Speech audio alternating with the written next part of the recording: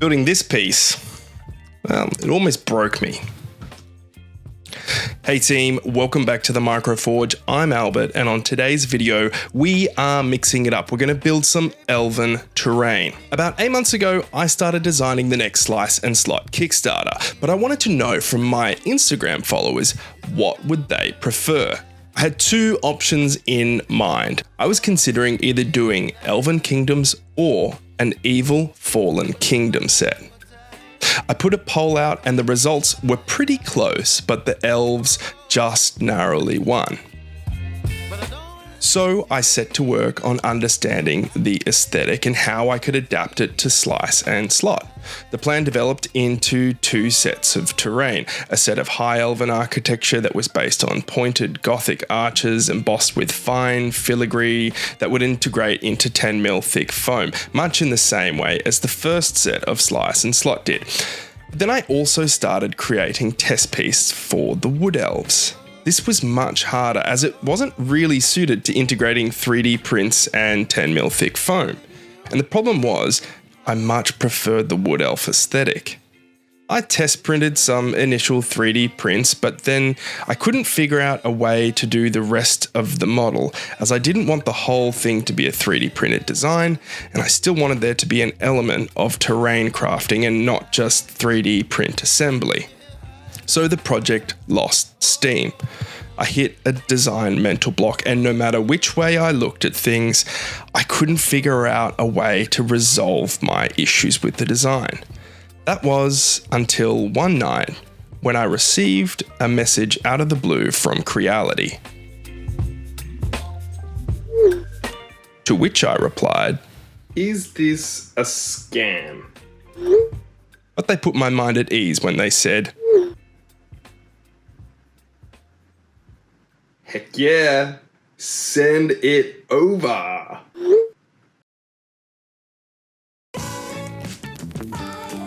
Enter the Falcon 2 Pro 22-watt laser cutter. Full disclaimer, Creality aren't sponsoring this video, but they did send it to me for free, and I've always dreamt of having a laser cutter, so keep that in mind. I'm lucky in that I have been using or interacting with laser cutters on and off for the past 10 years, so setting up the Falcon 2 Pro and getting it going was pretty straightforward. The smell of fresh laser cutting.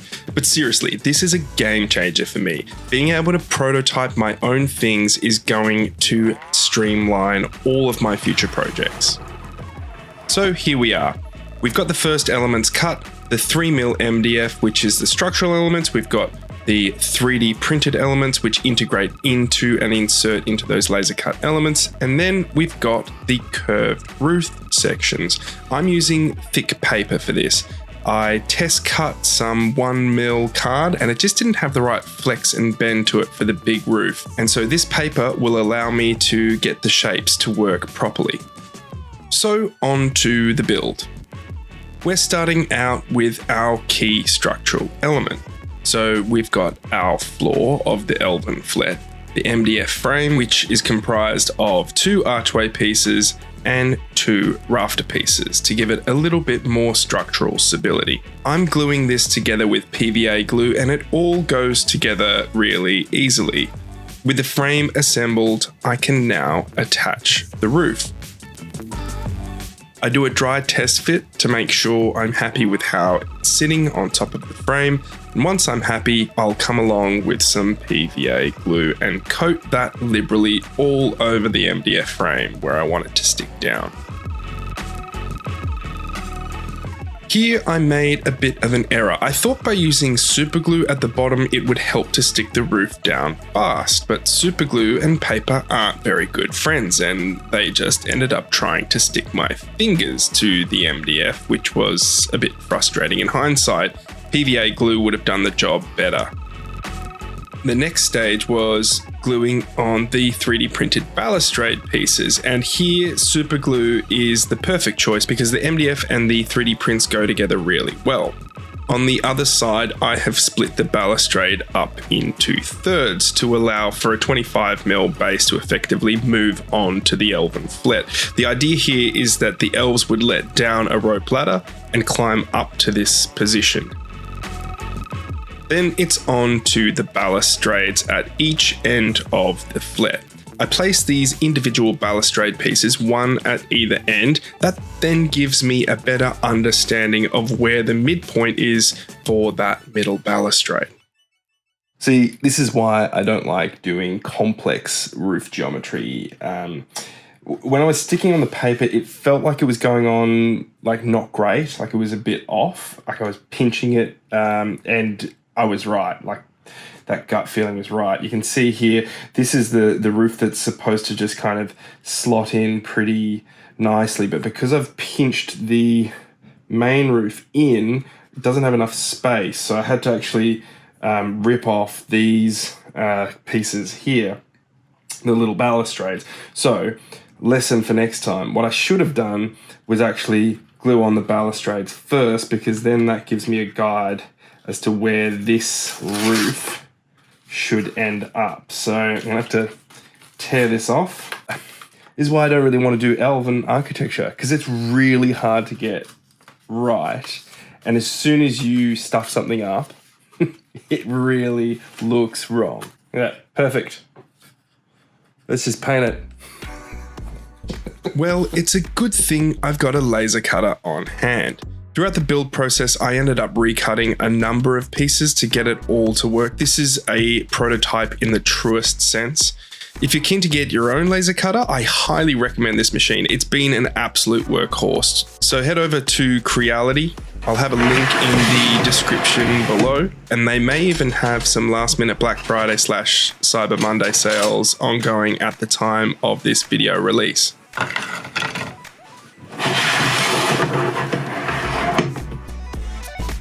So let's try that again. And this time around, was much more happy with how this all went in. Next up, the top rail of the balustrades at each end is just a laser cut piece from 1mm thick card that sits over the top of those 3D prints. I realized that I should have inserted these 3D printed arches before I started assembling the structural elements, but I was just so excited to get moving with the project that I didn't think about the constructability. Thankfully, these still go in pretty easily. Once all of that had dried, it was onto the shingles for the roof. Again, I laser cut these up, and that saved me a whole bunch of time. I hold these up and measure them against each end of the curved roof and try as much as possible to match that curve of the roof as these shingles were laid out on top of that paper substrate. I changed my mind on the side arches. I was going to do them out of paper, but I ended up laser cutting some 1mm card. The thinking here was that I really didn't want to fiddle around with very small areas of shingles, so I cut and scored the pattern of the shingles on and then just gently bent this one into shape. It ended up fitting in really snugly. I have these bottom tabs that are holding it in place on the 3mm thick MDF on the bottom. I don't think I even ended up gluing this in place. It was just friction fit and fit really nicely.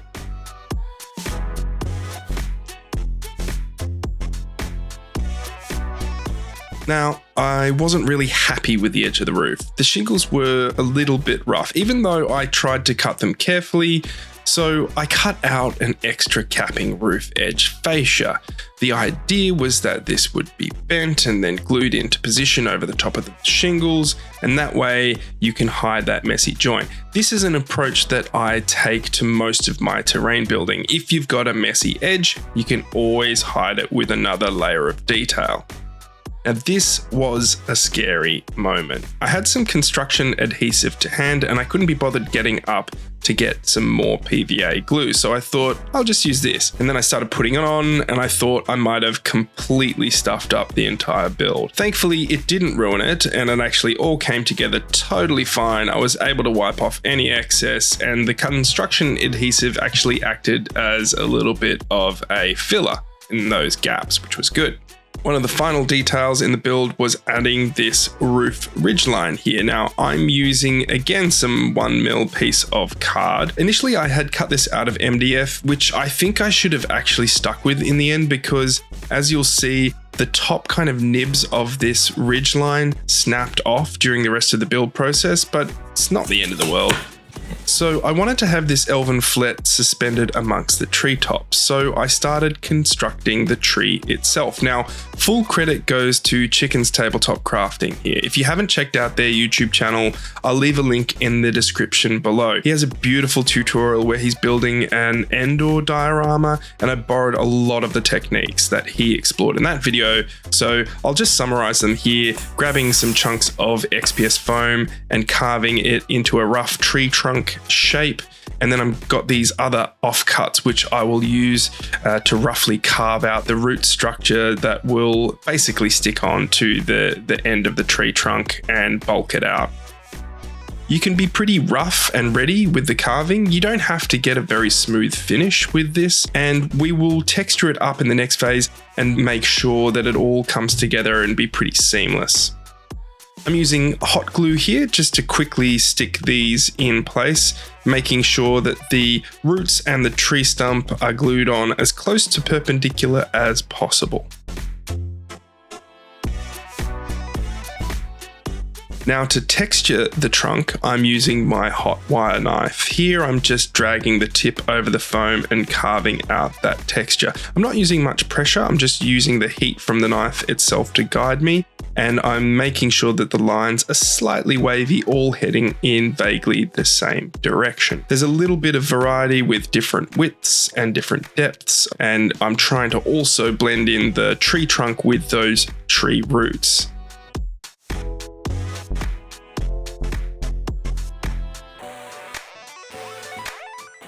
You'll also note here I've added some bolts and screws at the bottom just to give a little bit more weight to hopefully counteract the cantilever that I'm going to be building up on the upper level. I'm also trying to figure out where to attach these structural arms that will support the elven flet and lift it up into the air. So I'm carving out a little chunk here, which I'll just jam this strut into. I ended up cutting out 2 of these struts to form a little V. Hopefully that will help to support the elven flet. I'm using 3mm PVC foam for the base. As always, it's just the best basing material when it comes to terrain. It's dimensionally stable, lightweight, easy to carve, it never warps. It's much better than MDF. I'm just testing out where it all sits, and once I'm happy with that, I can come back in with some construction adhesive and stick it all down to the base.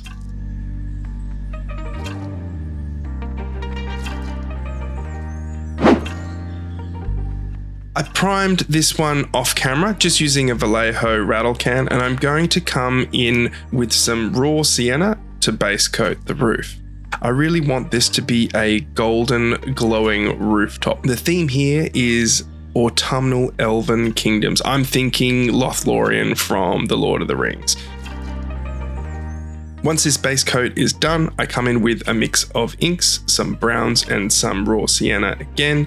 Here, I am aiming to just hit the tops of the shingles where you would have the most amount of shade. I'm also using this tint to warm up the base primer. Everywhere else, it's a little bit of an underspray, so spraying it from below, and that just helps to give a bit more warmth to the shadows of the rest of the model. Once it was dry, I came back in and I started dry brushing the roof shingles, just working up progressively and adding in more and more cream to the mix until you get to the ultimate highlight where it's just pure beige or cream on the very tips of the shingles. Then I come back in with the pure beige with a big makeup brush and just start kind of stippling and dry brushing all over the rest of the beige areas, blending between the shades that I hit with the airbrush and the base tone that was from the rattle can. I also come back in with a smaller brush just to tidy up some of those finer areas like the ridgeline and the edge capping to re-establish that base cream color. I'm being pretty restrained with the color palette. I want to keep this to as few colors as possible. In the movies, when we see Lothlorien, it's all kind of a homogeneous glowing form. So I figure I'm just trying to keep it as simple and as close to that aesthetic as possible. Now, I wasn't really happy with the contrast on the roof shingles. It just wasn't popping enough for me. I feel like I rushed this dry brush job, so off camera, I tried to do a little bit more of a traditional layering painting technique, and I really liked the results. So let me show you how I achieved that. First, I apply a wash of Agrax Earthshade, and I'm just looking to do that at the top quadrant of each of these individual shingles. Once it's dry, I come back in and I re-establish that raw sienna color. I've watered this down so it's a little bit more of a glaze, so we're not losing the highlights that we established in the previous dry brush. I'm targeting just the tips and also a little bit of where that dark wash is sitting to try and blend between light and dark. Then I come back in with some more hobby paints. You can pause the screen here to figure out the exact paints that I used. Basically, you want something that looks a little bit like raw sienna and then a beige, and I mix those together to create a lighter tone for this stage. I'm focusing on highlighting those bottom tips of the shingles. Doesn't really matter. You don't have to be super precise with this. It's terrain painting and not miniature painting after all. And as this dries, it'll become less stark. Then it's just the final highlight, coming back in with more of that beige mix. This is a little bit more like an edge highlight, but I'm still being pretty liberal because I want this to stand out from a distance. I painted the tree in a black and brown Mod Podge mix here, and I was actually really happy with the tone I managed to get with the brown craft paint. It's a very desaturated, very dark paint color, which I feel like is a really good starting point for a realistic tree. Often I see people painting trees in like a very rich chocolate brown, and I just don't feel like most trees are actually this color. I apply this all over the tree and all over the base as well. You'll note here I did add some modeling compound off camera just to try and integrate the tree a little bit more into its landscape. If you want to check out how I do this, go and look at this video linked in the top of the screen, right? Then I come back in with a dry brush. I'm just hitting this progressively, adding more and more beige into each level of that dry brush. I'm trying to emulate the description from The Lord of the Rings where they talk about the Malorn trees being quite a silver color. So I'm heading in that direction whilst I'm painting it. Now it's on to the flocking. Now I won't cover this in detail here. If you want to know the recipe of how I flock my minis, definitely go back to one of my previous videos linked up the top corner here now. And this is the same technique that I've used in most of my videos, where I start with ground cover, then I go and sprinkle various types of foam flock, and then blend that together and stick on some clump foliage and then some leaves at the end. And with all of that done, let's take a look at the finished result.